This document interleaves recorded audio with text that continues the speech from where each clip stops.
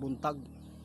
Sa lahat po ng makapanood sa ating video, nababahala si kaibigan po ngayon dahil yung nakunan po ng kamera video patungkol sa sign sa kalangitan na naging baga ang kalawakan. Ito nangyayari na po.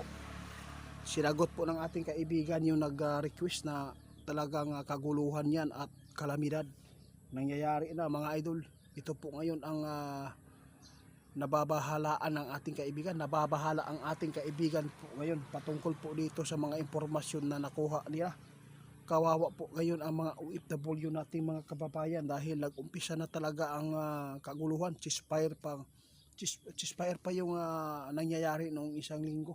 Ngayon naman nabalitaan na natin na grabe na po daw yung tension po ngayon doon sa Iran at USA, kaibigan.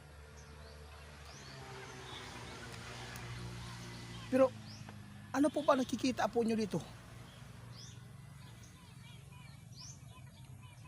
Diyos ko. Guys, nababahala si kaibigan sa mga OFW, baka mayroon po mga dadamay po sa kaguluhan, no? Mag-ingat po tayo mga OFW, mag-ingat po kayo.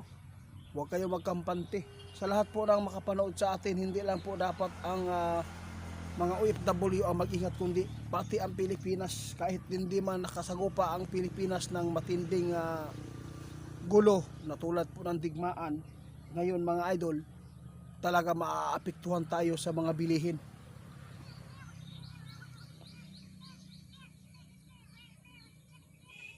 Diyos ko mga idol, mayroon po nakita si kaibigan ngayon na kinatatakutan po niya.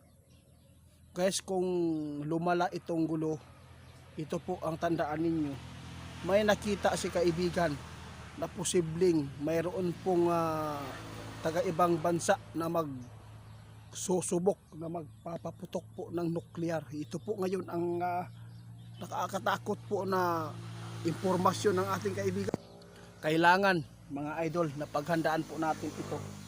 Impormasyon ito ng ating kaibigan, sana po ay hindi ito mangyayari. Pero nakita ng ating kaibigan mga idol, mayroon silang natuklasan mga idol na talagang nakikita po nila doon sa kanilang karian na mayroon pong isang nuklear na posibleng papuputukin nito.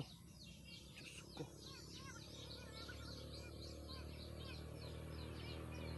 Tandaan po daw ninyo itong sinabi ng ating kaibigan. Mangyayari at mangyayari po talaga yan. Dapat nakapaghanda na tayo ng lason mga idol, tulad po ng maiinom, no, tulad po ng paghahanda natin, mas kailangan nakagawa tayo ng bunker. Guys, hindi pa natin alam, hindi pa sigurado po ang buhay natin dito dahil sa delikadong taglay na lason ang nuklear. Nakita ni kaibigan ngayon nakapasok sa kanilang kaharian na mayroon pong mangyayari na pagpaputok ng isang nuklear. Kaya sana ay hindi ito pahintulutan ng panahon mga idol.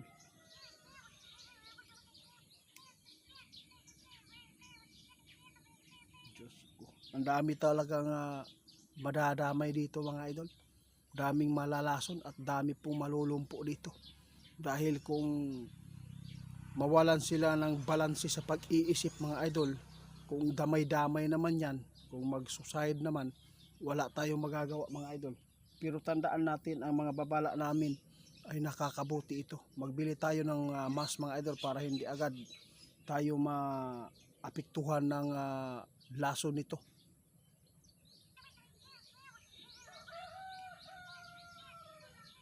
Salamat. Kung mayroon pong mga balita mga idol, no, na talagang mayroon pong magpapaputok, kailangan sulod na tas balay para hindi masyadong kakalat po ang lason po. Hindi pure ang ating malanghap basta nasa balay na ta. Muna ang babala ni kaibigan. Guys, paki-report the Ghost Hunter 88 Fans 2.0. Pick account po yan mga idol. Video ko lang po ang ninakaw. At saka yung mukha natin dyan sa Facebook niya nilagay para lang makapang-scam po siya, no? Kaya sa lahat po ng mga bago nating subscriber o supporter sa Facebook page, ang ating page po doon na legit Ghost Hunter 88 at yung isa Ghost Hunter 88 original yung in-uploadan natin ng Herbal. Guys, tandaan po ninyo mga babala ng ating kaibigan, may mararanasan talaga tayo na mayroon pong mag-suicide dito, magpapaputok ng nuclear. Tandaan po ninyo ito, sinabi ng ating kaibigan.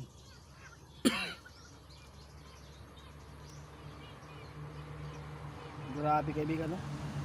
Talagang na ano na sila sa Diablo mga idol. Hindi na talaga ito tamang pag-iisip eh. Talagang na control na sila ng demonyo ang kanilang mga utak, kasi wala silang awa na ganito po ang gagawin nila sa tao, sa mga inosente. Kaya paghandaan na lang po natin kung ano po ang mangyayari dito sa mundo natin mga idol. Ang sa amin ay nakapagpaabot kami ng ikakabuti. Mag-ingat at maganda. Yung mga tubig natin kailangan may mga takip kung sakali man lumala itong digmaan mga idol, dahil si kaibigan nagbabala, naaawa siya sa mga OFW dahil mayroon talaga mga OFW daw ang posibleng maiipit dito mga idol. Kaibigan, salamat po sa inyo ha.